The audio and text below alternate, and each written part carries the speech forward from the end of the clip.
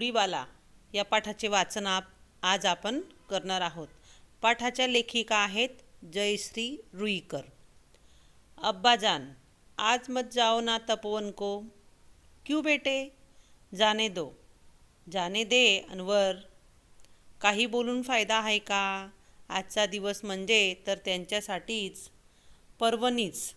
एवढं काय आहे त्या तपोवनात कोण जाणे। अब्दुलची बायको शन्नू नाराजीच्या सुरात आपल्या मुलाची समजूत काढत म्हणाली, मी लवकर येईन बेटा। आपल्या वडिलांचे हे बोलणे ऐकून अनवर खेळायला निघून गेला।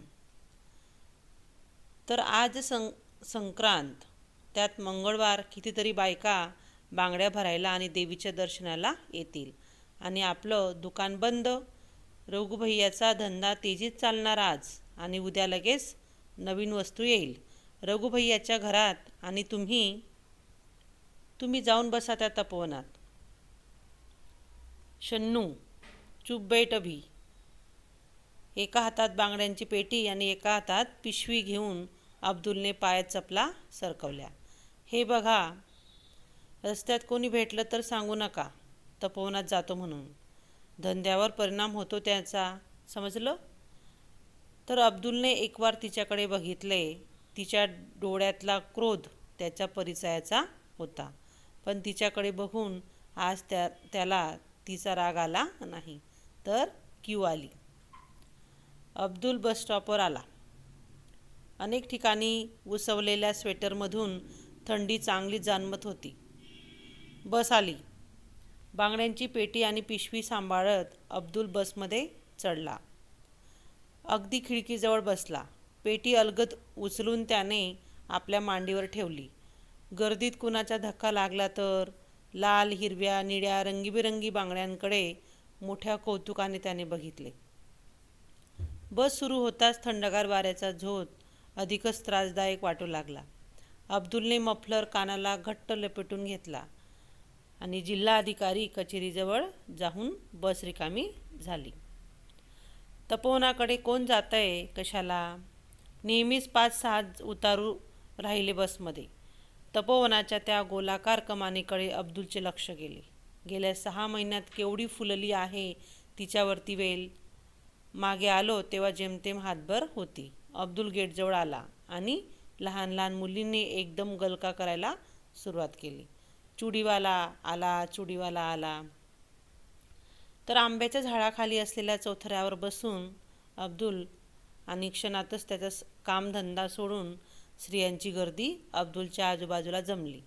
त्या लाल रंगाच्या मला, त्या हिरव्या मला, चुडीवाला, माझ्यासाठी आरसा आणला, मागच्या वेळी मी सांगितलं होतं ना।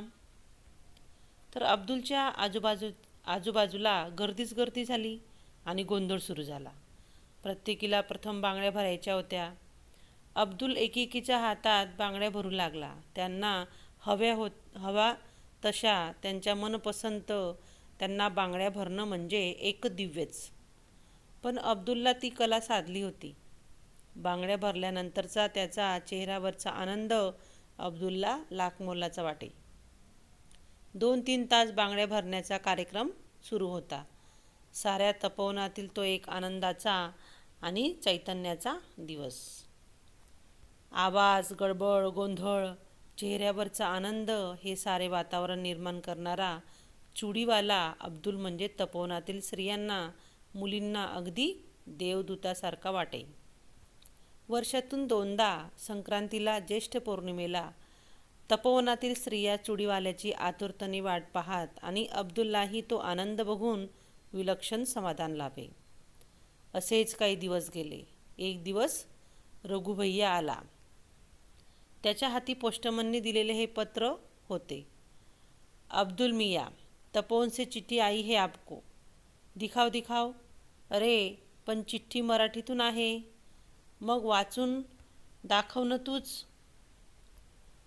रघुभैयाने चिठ्ठी मोठ्याने वाचली। चिठ्ठीतला मजकूर ऐकून अब्दुल आणि शन्नू यांना खूपच आनंद झाला। तपोवनात होणाऱ्या संमेलनाच्या प्रसंगी अब्दुलचा खास सत्कार होणार होता आणि त्यासाठी पत्र पाठवून दाजीसाहेबांनी त्याला आमंत्रण दिले होते। 2 दिवसांनीच सत्कार समारंभ होता. कधीही लाभणार नाही असे सत्काराचे भाग्य त्याच्या वाटेला आले होते. पण आल्यापासूनच तो त्याच आनंदात होता. पुन्हा पुन्हा तो स्वतःला विचारत होता, सत्कार करण्याएवढे मी काय केले आहे तपवण्यासाठी? अब्दुल तपोवनात आला तेव्हा कार्यक्रम सुरू झाला होता. स्टेजच्या समोर बाजूला मांडलेल्या खुर्च्यांवर काही निमंत्रित पाहुणे मंडळी बसली होती. अब्दुलला त्याच्याबरोबर बसायला संकोच वाटला. तो तसाच उभा राहिला. तेवढ्यात खुद्द दाजी साहेबांनीच त्याला बोलावून जवळच्या खुर्चीवर बसायला लावले. सत्कार समारंभाच्या कार्यक्रमाला सुरुवात झाली. सुरुवातीचे अध्यक्षाचे स्वागत वगैरे औपचारिक झाल्यावर दाजी साहेबांनी बोलायला सुरुवात केली. अब्दुल बघतच राहिला. 84 वर्षाच्या वृद्धाचा ताठपणा, उंच सडसडीत देहयष्टी, तेजपुंज चेहरा, गौरवर्ण पांढरे स्वच्छ धोतर, त्यावर बंद गड्याचा कोट आणि डोक्याला केशरी फेटा.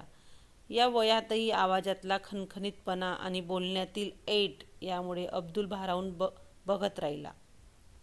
दाजीसाहेब बोलत होते. रामानं सेतुबंधन केलं, पण त्यासाठी अनेकांचा हातभार लागला. अगदी लहानशी खार, पण तिनं सुद्धा आपल्या शक्तीप्रमाणे सेतुबंधनाला मदत केली. तशीच मदत या तपोवनासाठी देणाऱ्या काही व्यक्ती आम्हाला सुदैवाने लाभल्या आहेत. संक्रांतीला आणि ज्येष्ठ पौर्णिमेला बांगड्या भरण्याचा प्रस्ताव जेव्हा समोर आला होता तेव्हा अनेक बांगडीवाल्यांना भेटून इथं येण्याबद्दल विनंती केली, पण कुणीही माझ्या विनंतीचा स्वीकार केला नाही. तर अब्दुल मियांनी मात्र स्वतःहून इथं येण्याचं आश्वासन दिलं आणि दरवर्षी न चुकता अब्दुल मियाँ इथं येतात. येथील भगिनींच्या जीवनात आनंदाचा वर्षाव करतात. वर्षातले 2 दिवस तपोवनात अतिशय आनंदाचे आणि उत्साहाचे असतात.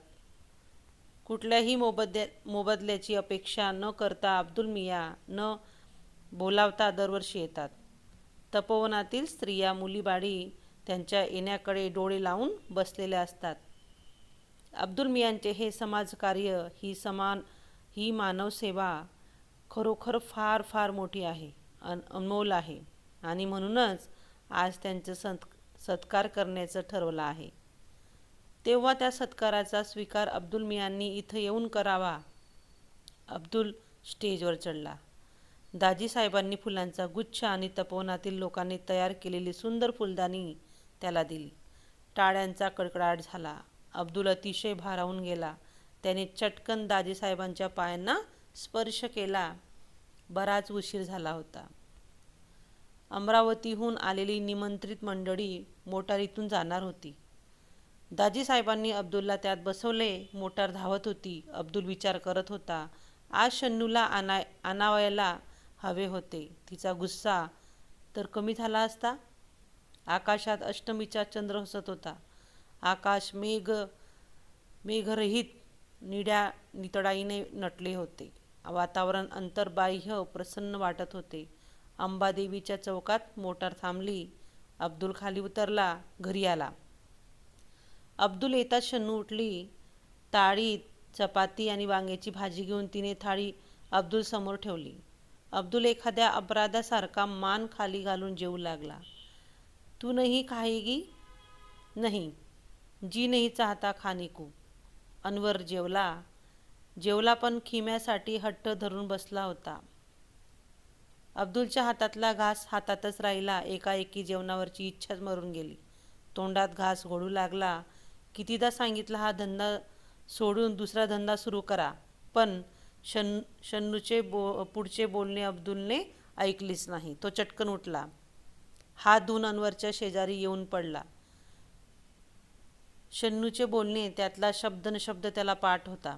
कितीदा तरी तेच ते बोलणे बोलून झाले होते. नवीन धंदा, भांडवल नको कुठून आणणार? तो थोडासा जोराने पण शन्नूला ऐकायला जाईल अशा आवाजात बोलला. पण भांडवलापेक्षाही त्याला अब्बाजानपासून चालत आलेला हा बांगड्याचा धंदा सोडवत नव्हता. नवरात्र संपले होते. त्यात धंदा चांगला झाला. लोक आता दिवाळीच्या तयारीला लागले होते. रघुभैयाने दुकानाला रंग देण्याचे काम काढले होते. अब्दुल दुकानावर आला. त्याचा चेहरा उदास दिसत होता. रघुभैयाने त्याला आवाज दिला, क्यू, आज दुकान नाही खोलता? नाही रघुभैया, हे तपोवनच आता दाजी साहेबांच्या हाती राहिलं आहे हे कळलं. तेव्हापासून मन नाही लागत धंदा करायला. आता तपोवनाचं काय होईल रे रघुभैया? केवढी मोठी वसाहत, किती रोगी, आता त्यांची कशी काळजी घेतली जाईन रे? आणि आयुष्याचं मोल देऊन तनमन धनानं फुलवलेली ती कर्मभूमी सोडण्याच्या कल्पनेनं दाजी साहेबांना काय वाटलं असेल बरं? अब्दुल विलक्षण हळवा झाला. देवळातल्या पहारेकराचे दोनचे टोले दिले. शन्नू घोरत होती. अनवर गाढ झोपला होता. अब्दुल उठला. अगदी हलकेच कोपऱ्यात बांगड्यांच्या पेटीवर ठेवलेल्या पिशवीतील एक एक वस्तू बाहेर काढू लागला. पावडरचा डबा, रुमाल, रिबिनी, पिना, सोनेरी बांगड्या, साध्या बांगड्या, नॉयलॉनच्या बांगड्या. संक्रांतीला हे सारे तपोवनात नेणार होता. तिथे चुडीवाला म्हणून स्त्रिया, मुलीबाळी धावत धावत त्याच्याजवळ जमणार होत्या. काही काळ तरी स्वतःसाठी सारेच जगतात, पण दुसऱ्यांसाठी जगण्यातला आनंद, त्या आनंदाचे सुख वर्षातून फक्त 2दाच अब्दुल अनुभवाचा. पण आता तेही मिळणार नव्हते. एखाद्या वस्त्राचा एकाएकी रंग उडून जावा तशी त्याची जीवनेच्छा एकाएकी उडून गेली. या साऱ्या वस्तूकडे बघता बघता अब्दुलचे डोळे पाण्याने काठोकाठ भरून आले. त्यात तपोवनाचा परिसर विरघळत होता. हळूहळू मात्र उतरणीला लागली होती. तर अशा प्रकारे आपण पाठाचे वाचन केलेलं आहे.